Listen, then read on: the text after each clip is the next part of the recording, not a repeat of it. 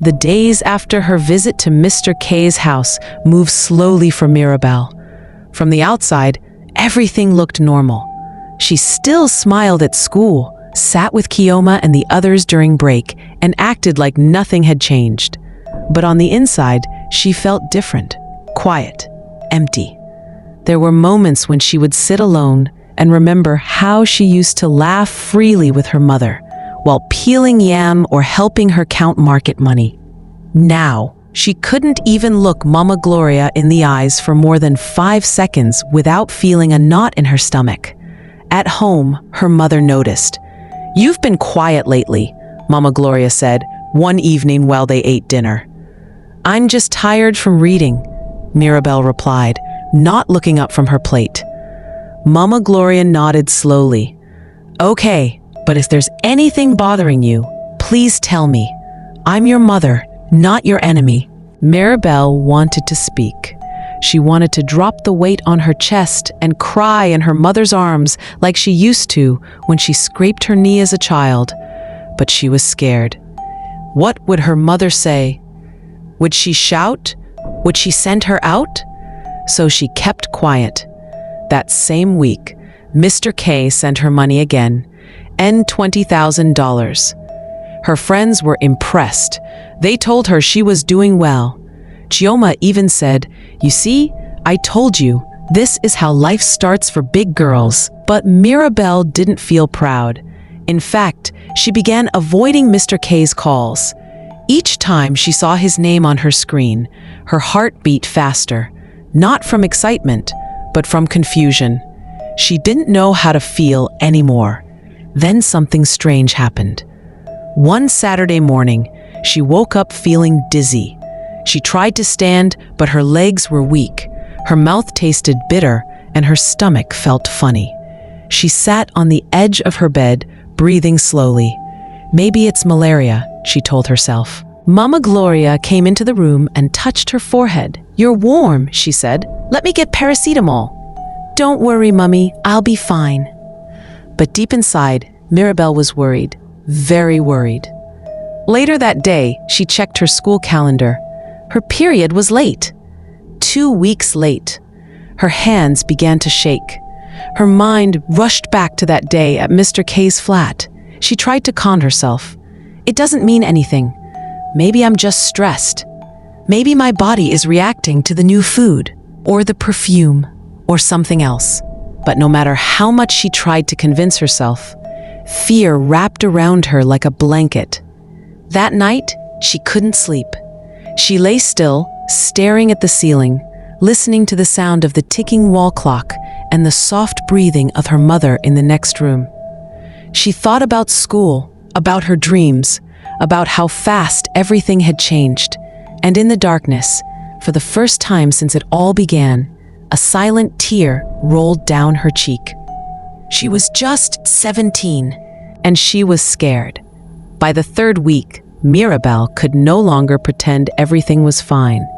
Her stomach felt strange every morning. She was always tired. Her school uniform was beginning to feel tight around her waist. She stopped eating the foods she used to love. Even the smell of Mama Gloria's famous pepper soup made her feel sick. But she told no one. She avoided Mr. K completely. No texts, no calls. He didn't bother checking in. And that made her feel even worse. Like she was just something to use and forget. Her friends Chioma and the others didn't notice the change at first. They were too busy planning another weekend outing. When Mirabelle said she wouldn't join them, they rolled their eyes. "Hope you're not catching feelings, Sha," Nancy said. "You knew what this was." Mirabelle didn't reply. She just smiled weakly and looked away. On a quiet Wednesday afternoon, after school, she walked into a small pharmacy 2 streets away from home. Her palms were sweaty. Her heart beat like a drum. She waited until the place was empty, then whispered to the woman behind the counter, "Please, I want to buy a pregnancy test kit." The woman looked at her, young, scared, and in a school uniform. "Are you sure?" she asked gently. Mirabel nodded, unable to speak. Back at home, she locked herself in the bathroom. Her hands were shaking as she followed the instructions. She waited the longest 5 minutes of her life. Then she looked. 2 red lines. Positive. Her whole body went cold. She sat on the toilet, staring into space. Her breath was shallow. Her eyes filled with tears. For the first time, the word pregnant was no longer something she saw in movies or gossip stories. It was real. It was her. She curled up in the corner of the bathroom, holding her knees and crying softly, not loud, so her mother wouldn't hear, but deep, painful tears that soaked into her skin. That night, she couldn't eat. She told Mama Gloria she had a headache and went to bed early. Alone in her room, she stared at the ceiling fan spinning above her and thought about her future. School, her dreams, her mother. What have I done?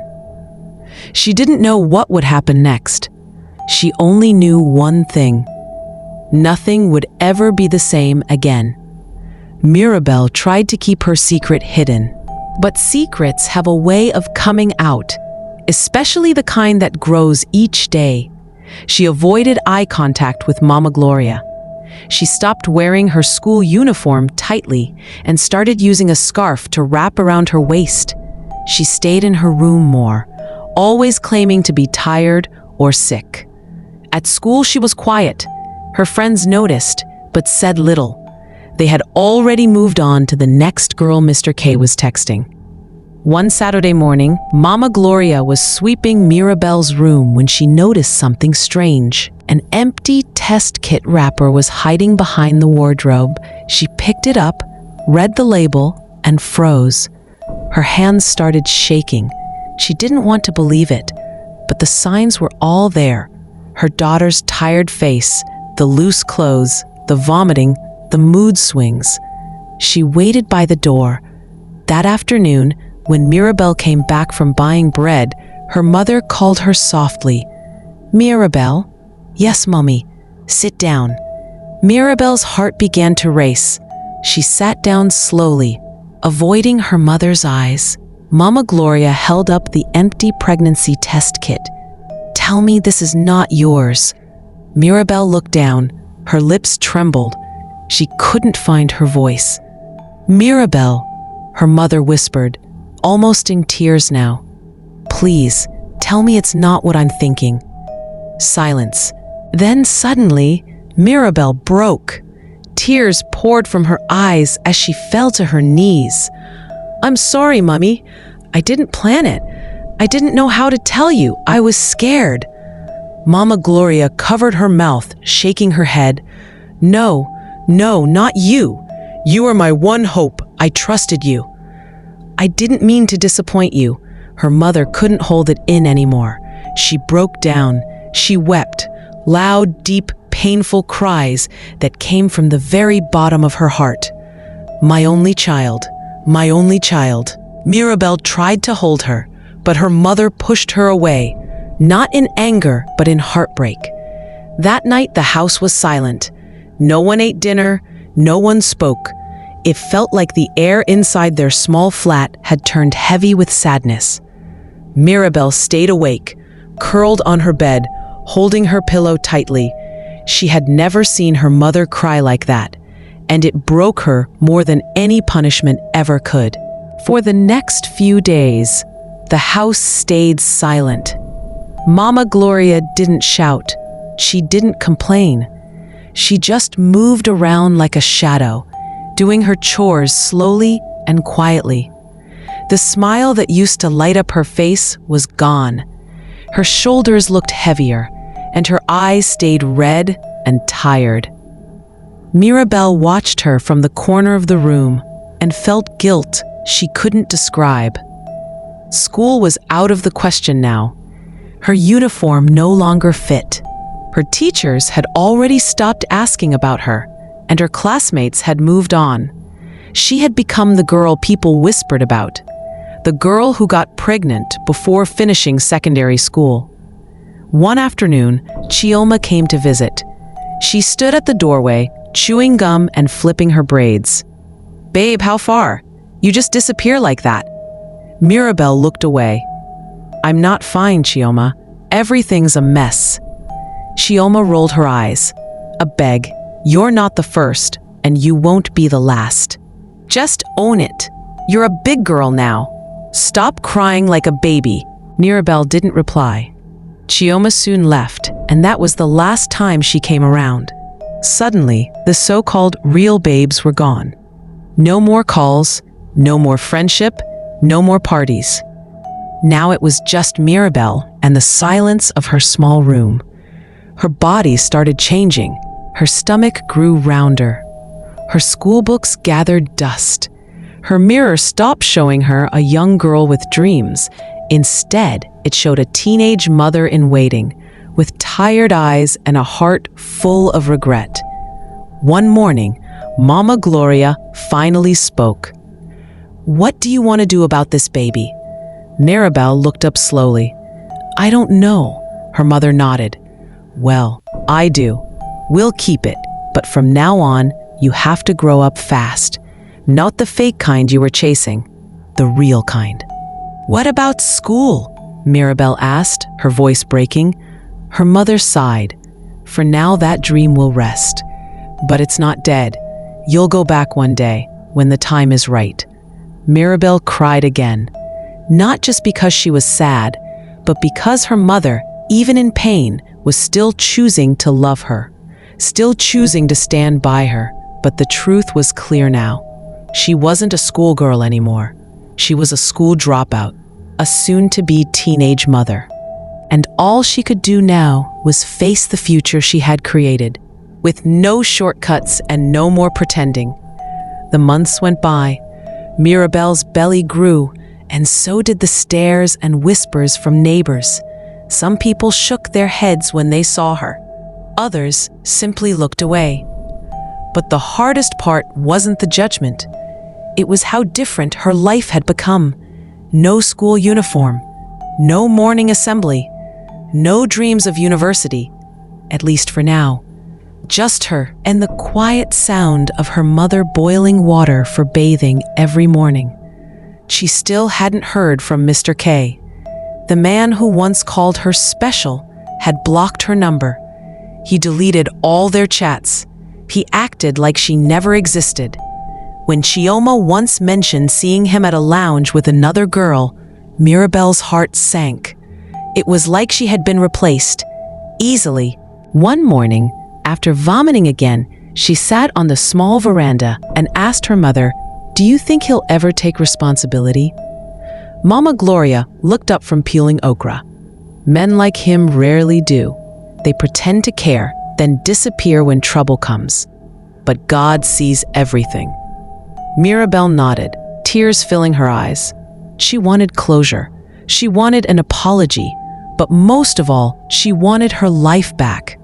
At 7 months, a woman from a local NGO came to their church to talk about girls who had dropped out of school. Mama Gloria introduced Mirabel to her. The woman promised to help, maybe with night classes or adult education after the baby came. It gave Mirabel a little hope. Finally, on a rainy Tuesday morning, she gave birth to a baby girl. The pain was like nothing she had ever felt, but when she held the baby in her arms, her heart melted. She named her Hope, because that's all she had left. Now every morning, Mirabel wakes up early to clean her daughter's clothes. She helps her mother sell pepper in the afternoons. Sometimes she reads old textbooks at night while rocking Hope to sleep. She's not perfect. She still struggles. But she's learning, slowly, painfully, and honestly. She no longer wants to be a big girl. She just wants to be better. One day, she'll tell her daughter the full story. She'll say, "I made mistakes, but I refuse to let them define me." Because life taught her the hard way, but she learned. And that lesson is forever. Moral of the story: Sometimes we want to grow up so fast that we forget how beautiful and safe our innocence really is. We think freedom is wearing makeup, getting attention, or being called a big girl. But real freedom is knowing who you are, having peace of mind, and choosing the right path, even when everyone else is going the other way.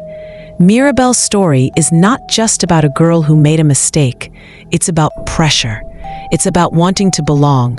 It's about silence, pain, and regret. But most of all, it's about learning. If you are a young girl watching this, please remember, you don't have to rush to grow up. You are enough just as you are. Real beauty is in your confidence, your dreams, and your values. Don't let anyone, no matter how rich, handsome, or smooth, talk you out of your future. And if you're a mother, sister, or friend, please keep talking to the girls around you. Don't get tired. Even when they push you away, deep down, they're still listening. Let's protect our daughters. Let's raise girls who know their worth. Because sometimes one wrong choice can change everything. But the right love and support can heal even the deepest wounds. Mirabelle's story ends with pain, but also with hope. Let yours begin with wisdom. The end.